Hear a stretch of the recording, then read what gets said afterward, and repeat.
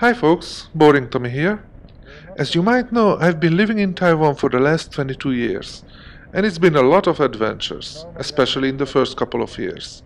I'm making a playlist called Taiwan Memoirs, in which I'm telling you all about how I got to Taiwan and what happened with me there. I hope you will like them. So, let's the story begin while I'm washing my bike, getting it ready to ride.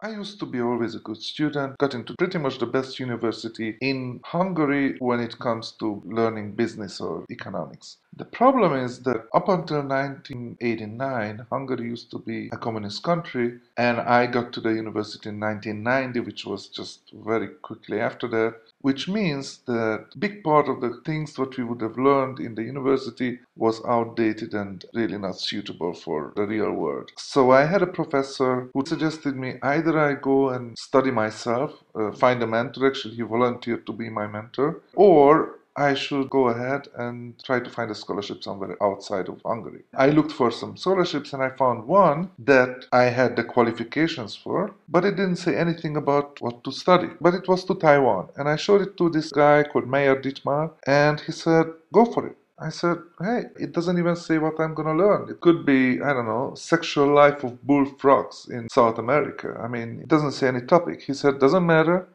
You want to learn business. If you want to learn business, you got to go to Taiwan, where the business is. That's the best place. Just go for it. So I contacted the Taiwanese office, which is basically like an embassy, but since there was no real official relationship between Hungary and Taiwan, it's just an office that actually opened recently at that time, pretty much targeting the whole Eastern European bloc. This was the first office over there. Well, it's supposed to be like an ambassador over there, but because it's not an official embassy, he was basically like a representative of Taiwan. He called me in for a personal meeting with him, which is weird because normally heads of states would talk to him, not small potatoes like me. So what happened was I went there and he told me that this scholarship, which actually pays very well, I mean the scholarship would pay full airfare back and forth, full tuition, and even some living expenses. So full scholarship covering everything. He said that I can get it. The only problem is that it's for studying Chinese for 1 year.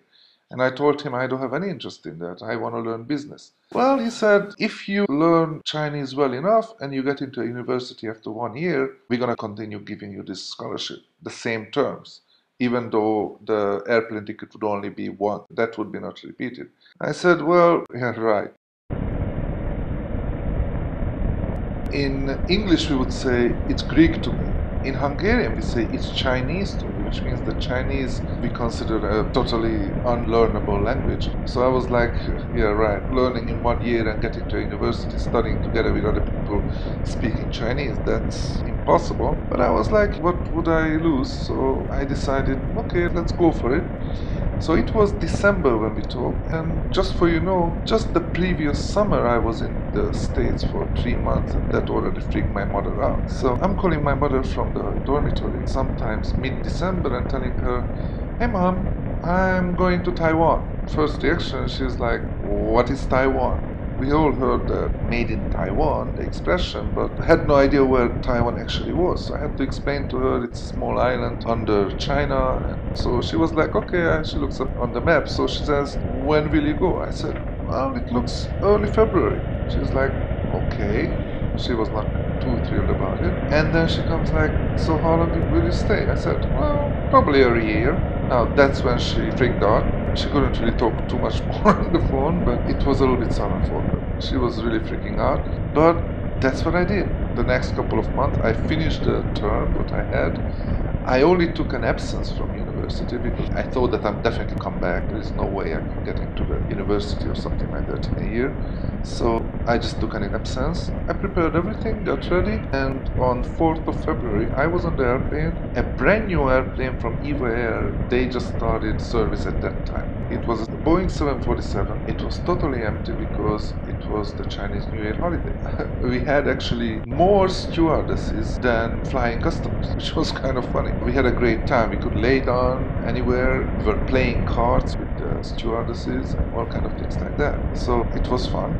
But I didn't even have a place booked in advance where I'm gonna stay.